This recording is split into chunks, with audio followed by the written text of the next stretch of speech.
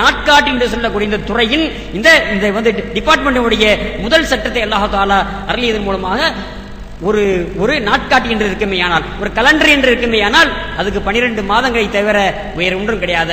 அதை விட கூடவும் செய்யாது, குறையவும் செய்யாது. கூடவும் கூடாது, குறையவும் கூடாது என்பதை தெள்ளத் தெளிவாக அல்லாஹ் தஆலா சொல்லித் தர்றான்.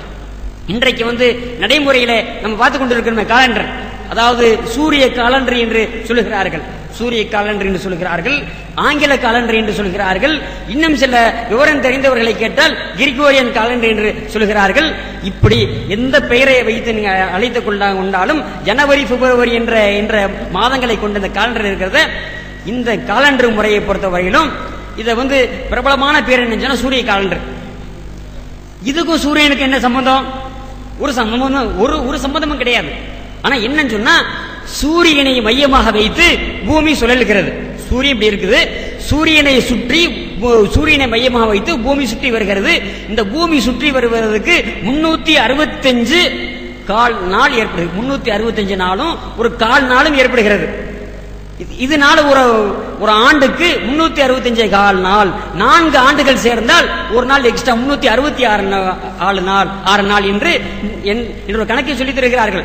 இந்த ஒரு கணக்கின் அடிப்படையில் நம்ம பார்க்கும் பொழுது, இந்த சூரியனை மையமாக வைத்து பூமி சுழலுத, இதுல மாதங்கள் எங்கே வந்துருச்சு?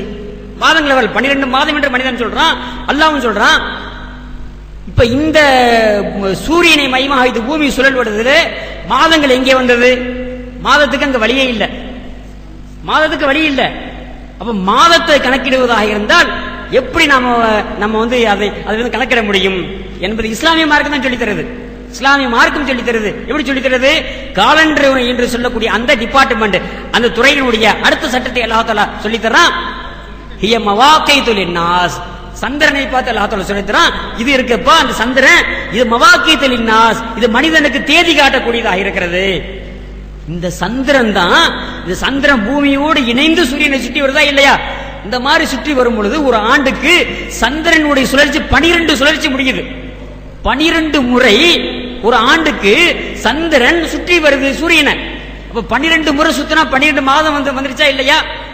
சூரியனின் மூலமாக அல்ல பூமியின் மூலம், சூரியனை மையமாக கொண்ட பூமியின் மூலமாக இந்த மாதம் 12 மாதங்கள் வர முடியாது. சந்திரனை அடிப்படையாக கொண்டு நீங்கள் பார்த்தால், சந்திரன் வந்து அந்த சூரியனை சுற்றி வரும் பொழுது 12 முறை சுற்றி வருகிறது ஆண்டுக்கு. அப்ப 12 மாதங்கள் வந்து விடுகிறது என்ற ஒரு அடிப்படையிலே தான் அல்லாஹ் தஆலா தெளிவாக சொல்லித் தருகிறான். ஹிய மவாகீது லின்னாஸ், இது மனிதனுக்கு தேதி காட்டக்கூடியதாக, இது வந்து மாதங்களை காட்டக்கூடியதாக, இது வந்து நாட்காட்டியாக இருக்கிறது என்று ஒரு விஷயத்தை அல்லாஹ் தஆலா நமக்கு வந்து சொல்லித் தருகிறான். ஆனா இன்றைக்கு இருக்கக்கூடிய இந்த காலண்டர் முறை இருக்கிறது, இந்த காலண்டர் முறையை இவங்க என்ன சொல்றாங்க, இது வந்து சீசனல் காலண்டர். அதாவது வந்து ஜனவரி, பிப்ரவரி, மார்ச் போன்ற மாதங்கள்ல வந்து என்ன செய்யும் சொன்னா இந்த குளிர் ஏற்படும்.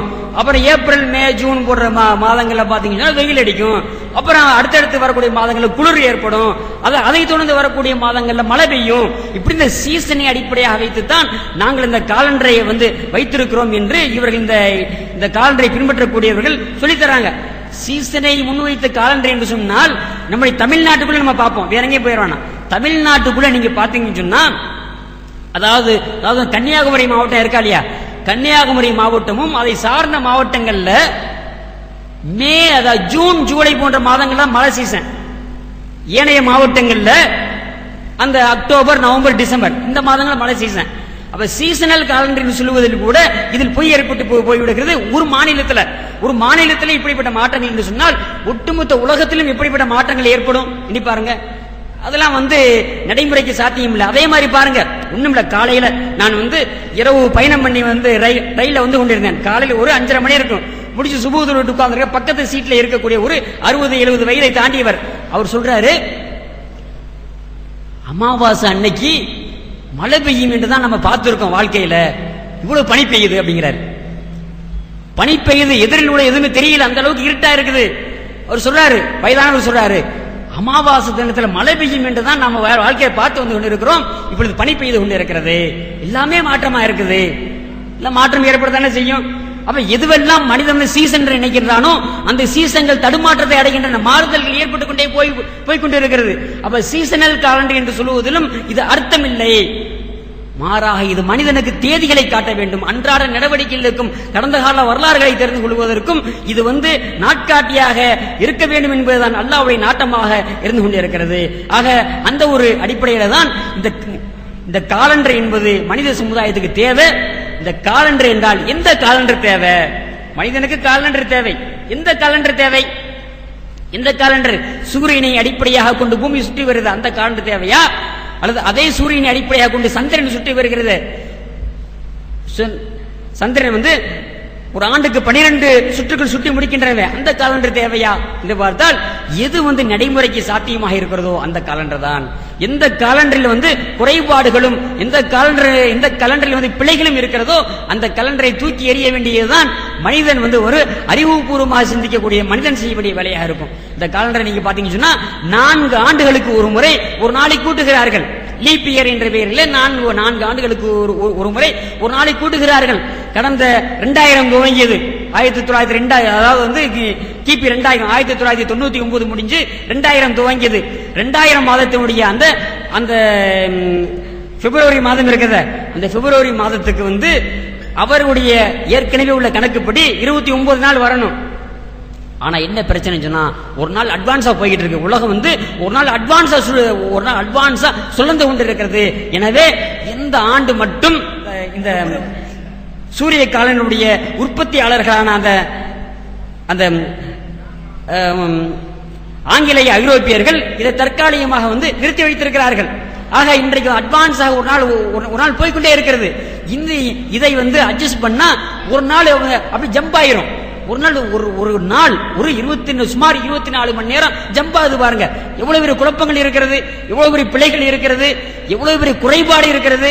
இந்த மாதிரி எந்த குறைபாடும் இல்லாத ஒரு முழுமையான ஒரு காலண்டர், பரிபூர்ணமான ஒரு காலண்டர் முறையை தான் அல்லாஹ் தஆலா சொல்லித் தரான். ஏன் சொன்னா அவனுடைய மார்க்கம் பரிபூர்ணமான மார்க்கம், அவனுடைய மார்க்கம் எந்த குறைகளும் இல்லாத மார்க்கம், எந்த குறைகளும் இல்லாத முழுக்க பரிபூர்ணமான மார்க்கத்தை அல்லாஹ் தஆலா சொல்றதுனால அந்த மார்க்கத்தின் ஒரு அங்கமாக இந்த காலண்டரை அல்லாஹ் தஆலா சொல்லித் தரான். எந்த குறைகளும் இல்லாத ஒரு காலண்டராக, எந்த விதமான பிழைகளும் இல்லாத காலண்டராக இந்த காலண்டர் முறை அல்லாஹ் தஆலா சொல்லித் தருகிறான். இந்த காலண்டர் முறையை பற்றிய விளக்கங்களை மக்களுக்கு மத்தியிலே சமர்ப்பிப்பதற்கு, அதாவது இந்த உலகத்தில் தமிழ் உலகத்தில் தமிழ்நாட்டில் முதலாக பிரகடனப்படுத்துவதற்காக தான் இப்படிப்பட்ட இந்த நிகழ்ச்சி, கருத்தரங்க நிகழ்ச்சி ஏற்பாடு செய்யப்பட்டிருக்கிறது.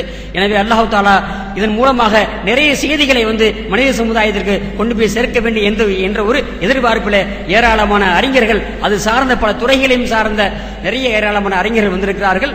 அவர்களுடைய உரைகளை நாம் கேட்க வேண்டும். அல்லாஹ் தஆலா நமக்கு யாரெல்லாம் இதில் சந்தேகத்தோடு இருக்கிறார்களோ அவர்களுக்கு அல்லாஹ் தஆலா நேர்வழியை தருவானாக. வாஹிர் தாவானா அல்ஹம்துலில்லாஹி ரப்பில் ஆலமீன்.